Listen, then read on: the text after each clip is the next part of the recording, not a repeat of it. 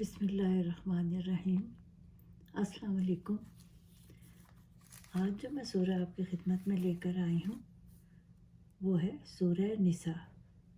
ترتیب میں یہ چوتھے نمبر پر ہے اور اس کے 26 رکوع ہیں اور 176 آیات ہے، اور یہ سورہ مدینہ میں نازل ہوئی۔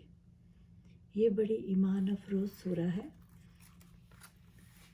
ویسے تو آپ میری طرح ڈاکٹر اسرار احمد کو، محمد علی صاحب کو، مولانا طارق جمیل اور مفتی طارق مسعود کو سنتے رہتے ہوں گے، جو نہایت تفصیل سے ہر صورت کے بارے میں بتاتے ہیں۔ میری ادنیٰ سی یہ خواہش ہے کہ میں آپ کو صرف یہ بتا سکوں کہ یہ سورہ کس لیے نازل ہوئی اور اس میں ہم اپنے کون سے مسائل کا حل تلاش کر سکتے ہیں۔ امید ہے کہ آپ کو یہ میری کوشش پسند آئی ہوگی، اسی لیے میں آج سورہ نساء لے کر حاضر ہوئی ہوں۔ نساء کے معنی عورت کے ہیں، اور اس صورت میں عورتوں کے بارے میں بہت زیادہ ذکر کیا گیا ہے، ان کے احکامات بیان کیے گئے ہیں، ان کے مسائل بیان کیے گئے ہیں، اور یہ بڑی برکتوں والی سورہ ہے۔ حضرت عمر فاروق رضی اللہ تعالیٰ عنہ نے فرمایا، سورہ مائدہ، سورہ بقرہ، سورہ حج، سورہ نور اور سورہ نساء، یہ صورتیں ضرور سیکھو۔ جو علوم اور فرائض اس میں بیان کیے گئے ہیں ان کو سنو اور ان پر عمل کرو۔ سورہ آل عمران تقویٰ پر ختم ہوئی اور سورہ نساء تقویٰ سے شروع ہوئی۔ اس میں شادی کے احکامات ہیں، نکاح کے احکامات ہیں کہ آپ کتنی شادیاں کر سکتے ہیں اور کیسے کر سکتے ہیں۔ وہ بتایا گیا ہے کہ وراثت کے بارے میں کیسے اپنی جائیداد کو تقسیم کیا جاتا ہے۔ شادی کے بعد مرد اور عورت کے حقوق بیان کیے ہیں کہ اگر ان میں جھگڑا ہو جائے تو صلح صفائی کروانے کی کوشش کریں، نہ کہ جھگڑے کو طول دیں۔ اور کون سے رشتے ہیں جو حلال ہیں، یعنی کن سے ہم لوگ شادی کر سکتے ہیں، اور کون سے حرام ہیں جن سے ہم شادی نہیں کر سکتے۔ سب سے اہم مضمون اس میں یتیموں کے حوالے سے ہے، ان کے حقوق، یعنی جنگ احد میں بہت سے مسلمان شہید ہوئے، ان کے جو یتیم بچے تھے ان کی پرورش کا معاملہ تھا، وہ بیان فرمائے ہیں۔ شراب کی ممانعت کے بارے میں بتایا ہے، جوئے سے منع کیا گیا ہے، اور سب سے کبیرہ گناہ جو زنا ہے اس سے بچنے کا حکم ہوا ہے۔ لیکن پھر بھی اللہ تعالیٰ فرماتے ہیں کہ جو گناہ کر لے اور پھر اللہ سے، حضور صلی اللہ علیہ وسلم کو حاضر و ناظر جان کر اللہ تعالیٰ سے معافی طلب کر لے تو اللہ تعالیٰ ان کو معاف فرما دیں گے۔ زندگی کو کیسے خوبصورت بنایا جا سکتا ہے، اس کے بارے میں قرآن میں بہت کچھ پوشیدہ ہے۔ قرآن حقائق دیکھتا ہے، عورت کا مقام اور حقوق بیان کیے گئے ہیں۔ مرد و عورت کا جو ازدواجی رشتہ ہے وہ اولین ہے، اس کی اصلاح کی کوشش کی گئی ہے۔ مرد کو بیوی کے ساتھ حسن سلوک کا حکم دیا گیا ہے۔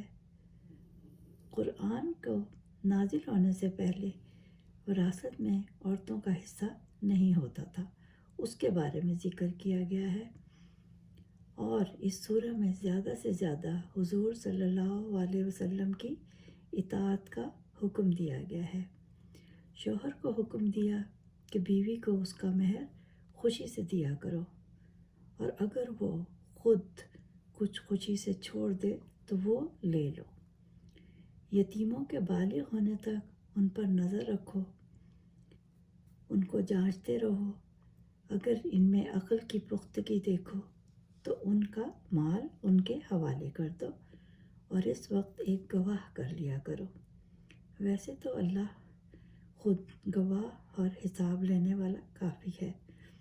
جو مال ماں باپ نے چھوڑا ہو اس کو برابر تقسیم کرنا، اس میں جو مردوں کا حصہ ہے اور جو عورتوں کا حصہ ہے۔ اللہ اس صورت میں ارشاد فرماتے ہیں کہ ایک لڑکے کا حصہ 2 لڑکیوں کے برابر ہے۔ یہ تمام حصے اللہ تعالیٰ کے مقرر کیے ہوئے ہیں۔ اللہ جو سب جانتا ہے،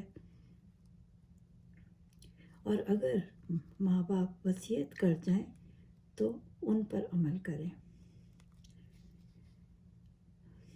اگر بڑے بڑے گناہوں سے انسان پرہیز کرے گا تو اللہ کا وعدہ ہے کہ وہ چھوٹے چھوٹے گناہ معاف کر دے گا۔ اللہ سے ہمیشہ آپ فضل و کرم مانگتے رہیں۔ اللہ ہر چیز پر قادر ہے۔ مردوں کو حکم دیا کہ عورتوں کو بغیر کسی جرم کے سزا مت دیں۔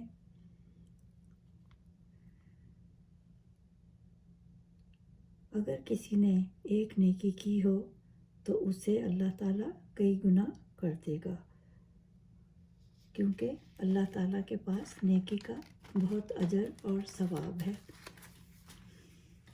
اگر کہیں سفر میں ہوں اور پانی میسر نہ ہو تو نماز تو لازم پڑھنی ہے، تو اس کے لیے اللہ تعالیٰ نے حکم دیا ہے کہ تیمم کر لو، یعنی پاک مٹی لو اور اس سے چہرے ہاتھ کا تیمم کر لو۔ اللہ ایک گناہ نہیں بخشے گا کہ کسی کو اس کا شریک بنایا جائے، یعنی اللہ تعالیٰ کے ساتھ کسی کو شریک نہ کریں۔ اس سورہ میں لوگوں کو جہاد کا حکم دیا گیا ہے۔ جو اللہ کے راہ میں لڑتے ہوئے جنگ میں شہید ہو جائیں، اللہ کے ہاں اس کا بہت بڑا رتبہ ہے۔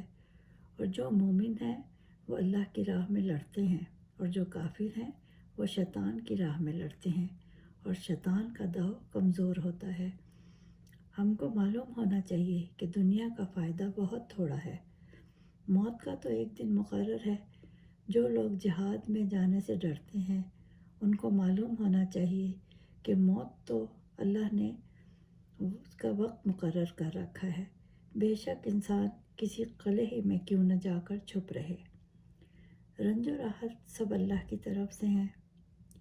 جو نیک بات کی سفارش کرے اس کو اس میں سے حصہ ملے گا، اور جو بری بات کی سفارش کرے گا اس کو اس میں سے حصہ ملے گا۔ جب کوئی دعا دے تو اس کو اس سے بہتر کلمے سے جواب دو۔ اللہ ہر چیز کا حساب لینے والا ہے۔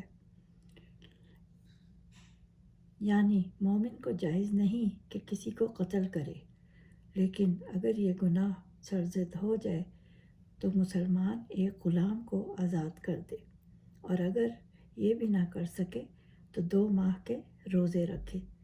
یہ اللہ کی طرف سے حکم ہے، اور دغا بازوں کی اللہ تعالیٰ کوئی حمایت نہیں کرتا۔ جب کوئی اللہ کی آیتوں کو جھٹلائے تو ان لوگوں کے پاس مت بیٹھو، کہیں تم بھی کافر نہ ہو جاؤ۔ کسی کی صلح کرانے میں بہت اجر ہے۔ جن لوگوں نے نیک کام کیے ان کے لیے جنت کی بشارت ہے، اور اللہ کا سچا وعدہ ہے۔ اس شخص سے اچھا کون ہوگا جس نے اللہ کے دین پر سر جھکا دیا۔ اللہ نے حضرت ابراہیم علیہ السلام کو اپنا دوست بنایا تھا۔ اللہ تعالیٰ نے حکم دیا اگر 2 بیویوں کے درمیان انصاف نہ کر سکو تو دوسری شادی بھی مت کرو۔ اس سورہ میں بار بار تاکید کی گئی ہے کہ زمین اور آسمان میں جو کچھ بھی ہے اللہ تعالیٰ کا ہے، اور اللہ تعالیٰ قدرت رکھتا ہے۔ بس اللہ کی عبادت کرو، اس سے ڈرتے رہو، اس کی پناہ مانگو۔ جو لوگ نماز کو سستی اور کاہلی سے پڑھتے ہیں وہ منافق ہیں۔ کافروں کو کبھی بھی دوست نہ بناؤ۔ مومنوں اور شکر گزاروں کے لیے بہت ثواب ہے۔ منافق دوزخ کے سب سے نچلے درجے میں ہوں گے۔ اللہ سب کچھ جانتا ہے، دیکھتا ہے، بخشنے والا مہربان ہے۔ جن لوگوں نے مریم پر بہتان باندھا اور عیسیٰ کی نافرمانی کی وہ کافر ہیں۔ موسیٰ علیہ السلام سے تو اللہ تعالیٰ نے خود کلام کیا۔ اللہ کے بارے میں حق کے سوا کچھ نہ کہو۔ جو اللہ پر ایمان لائے اور نیک کام کرتے ہیں ان کے لیے اللہ کے پاس بڑا اجر ہے۔ آپ میں سے بھی کسی کو وراثت کے بارے میں یا یتیموں کے بارے میں یا جہاد کے بارے میں کوئی معلومات لینی ہو تو وہ اس صورت کا ترجمہ بغور پڑھ کر اس پر عمل کر سکتے ہیں۔ بس ہمیں چاہیے کہ اللہ کی شکر گزاری کرتے رہیں، قرآن کی روزانہ تلاوت کریں، کسی کو اللہ کا شریک نہ ٹھہرائیں، تو اللہ تعالیٰ ہماری مدد فرمائے گا۔ امید ہے آپ کو میری یہ کوشش پسند آئی ہوگی۔